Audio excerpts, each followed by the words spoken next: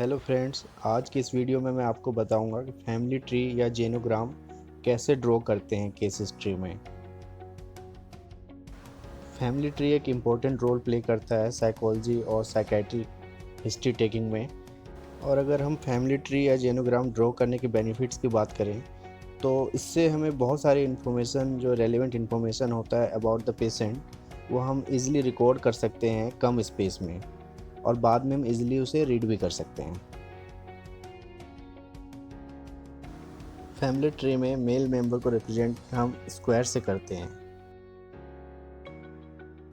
और फीमेल को रिप्रेजेंट करने के लिए हम सर्कल का यूज़ करते हैं, और ट्रांसजेंडर को रिप्रेजेंट करने के लिए हम डायमंड शेप का यूज़ करते हैं।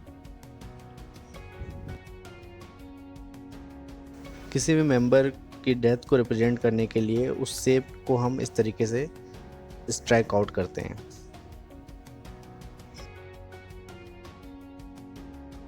पेशेंट को हम एरो से इंडिकेट करते हैं।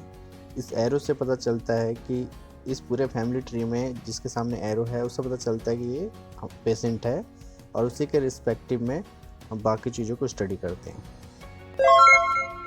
फैमिली ट्री में जितने भी मेंबर्स हैं उनमें से अगर किसी मेंबर को कोई साइकेट्रिक डिसऑर्डर है तो उसको रिप्रेजेंट करने के लिए अगर मेल को है तो स्क्वायर में आप उसको शेड कर देंगे, और फीमेल को है तो सर्कल को शेड कर देंगे। इससे रिप्रेजेंट हो जाता है कि इन मेंबर को साइकेट्रिक डिसऑर्डर है कोई। प्रेजेंट फैमिली को हम स्क्वायर शेप से कवर करते हैं। स्क्वायर शेप हम मेल मेंबर के लिए भी यूज़ करते हैं, लेकिन दोनों में डिफरेंस है। प्रेजेंट फैमिली को इंडिकेट करने के लिए जिस स्क्वायर का यूज़ करते हैं वो थोड़ा ज़्यादा डार्क होता है। जैसे मैं ये दोनों में डिफरेंस बताता हूँ। अब ये दोनों स्क्वायर आप देख सकते हैं, एक की लाइनें डार्क हैं, एक की लाइनें थोड़ी लाइट हैं। तो लाइट वाली मेल के लिए और जो डार्क है वो प्रेजेंट फैमिली को इंडिकेट करती है।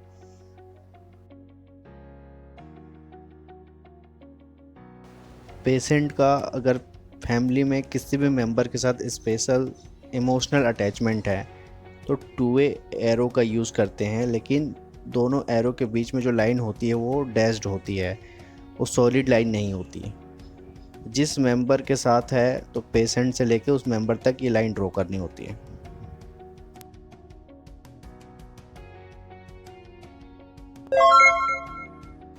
अगर आपको ट्री में मिसकैरेज को दिखाना है तो उसके लिए भी आप मेल और फीमेल के लिए स्क्वायर और सर्कल यूज़ करेंगे, लेकिन जो आपने मेल फीमेल के लिए यूज़ किया है शेप, उससे साइज़ में ये शेप छोटे होंगे। मेल के लिए स्क्वायर, फीमेल के लिए सर्कल, और अगर जेंडर अननोन है उसके लिए ट्रायंगल। मैरिड कपल को कैसे दिखाएंगे? मैरिड कपल को रिप्रेजेंट करने के लिए मेल और फीमेल के बीच में आपको एक सॉलिड लाइन से दोनों को शेप को ज्वाइन करने होंगे। दोनों शेप को आपको कनेक्ट करना होगा एक सॉलिड लाइन से। सेपरेशन या डाइवोर्स को दिखाने के लिए हम सेम शेप यूज़ करेंगे जो हमने मैरिड कपल के लिए यूज़ किया था। दोनों शेप को हम एक सॉलिड लाइन से कनेक्ट करेंगे, बट सेपरेशन या डाइवोर्स को दिखाने के लिए इन दोनों लाइन के बीच में दो परपेंडिकुलर लाइन हम ड्रॉ करेंगे। इस तरीके से दो पैरेलल लाइन, इससे पता चलता है कि ये सेपरेशन या डाइवोर्स कपल है। और कपल में डेथ को दिखाने के लिए उस शेप को आपको स्ट्राइक आउट करना है।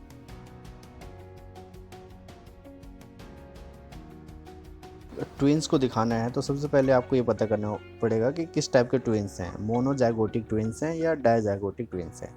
अगर मोनोजाइगोटिक ट्विंस हैं यानी कि आइडेंटिकल है तो उसके लिए दो स्क्वायर शेप और इन दोनों स्क्वायर शेप को आपको ज्वाइन करना होगा इस टाइप के ट्रायंगल फॉर्म में। जो पर एंगल बन रहा है उस एंगल को आपको कट करना होगा। और अगर डायजाइगोटिक ट्विंस हैं यानी कि आइडेंटिकल नहीं हैं ट्विंस, तो सर्कल और स्क्वायर के यूज़ करेंगे और दोनों शेप को हम सेम एक दो लाइन से ज्वाइन करेंगे, और जो एंगल इसमें बनेगा एंगल को हमें किसी तरीके का मार्क नहीं करना। और फैमिली में अगर चाइल्ड अडॉप्टेड है तो उसको रिप्रेजेंट करने के लिए उसमें सबसे पहले आप पता कीजिए कि child adopted out of the family से है या विद इन द फैमिली से है। अगर आउट ऑफ द फैमिली से है तो उसको इस तरीके से करेंगे। इस शेप में आपको एक परपेंडिकुलर लाइन ड्रॉ करनी होगी। With in the family case के लिए आपको परपेंडिकुलर लाइन ड्रॉ तो करनी है, लेकिन वो लाइन सॉलिड नहीं होगी, वो ब्रेक लाइन होगी। तो चलिए आप एक एग्जांपल लेके हम इस पूरे फैमिली ट्री को समझते हैं। मेंबर के सामने मेंबर की डिटेल में आपको मेंबर की एज, प्रोफेशन और मेंबर की एजुकेशन लिखनी होती है। इस एग्जांपल में जो पेशेंट है आप उसे देख सकते हैं, एरो से इंडिकेट किया हुआ है। उसकी एज 24 इयर्स है, टाइपिस्ट है और बीए एजुकेशन में बीए किया हुआ है। फैमिली हिस्ट्री देखें तो फादर 60 इयर्स के हैं, रिटायर्ड हैं और हाइपरटेंशन के पेशेंट हैं। प्राइमरी एजुकेशन है इनका। और मदर को देखें तो मदर की डेथ हो चुकी है, 40 इयर्स की एज थी जब डेथ हुई। जब केस हिस्ट्री लिया जा रहा है उस दिन से 15 साल पहले, और हाउस वाइफ थी। अब एक लेवल नीचे यानी कि नेक्स्ट जनरेशन में देखते हैं तो फर्स्ट चाइल्ड इनका जो है वो 35 इयर्स का है, मैरिड है, एडवोकेट है और एलएलबी किया हुआ है, और साथ में 1 सुसाइडल अटेम्प्ट के हिस्ट्री भी है जो कि 5 साल पहले ट्राई किया गया था, और साथ में बाइपोलर डिसऑर्डर के पेशेंट भी हैं। नेक्स्ट जो सेकंड चाइल्ड है, फर्स्ट चाइल्ड जो आप रिप्रेजेंट करेंगे, फर्स्ट चाइल्ड हमेशा लेफ्ट मोस्ट में होगा। सेकंड चाइल्ड की एज 30 इयर्स है, जो मैरिड है और हाउस वाइफ है, एजुकेशन में बीए किया हुआ है। उसके बाद third child 28 years, married, engineer. और फोर्थ चाइल्ड पे जो अभी प्रेजेंट पेशेंट है वो फोर्थ चाइल्ड है।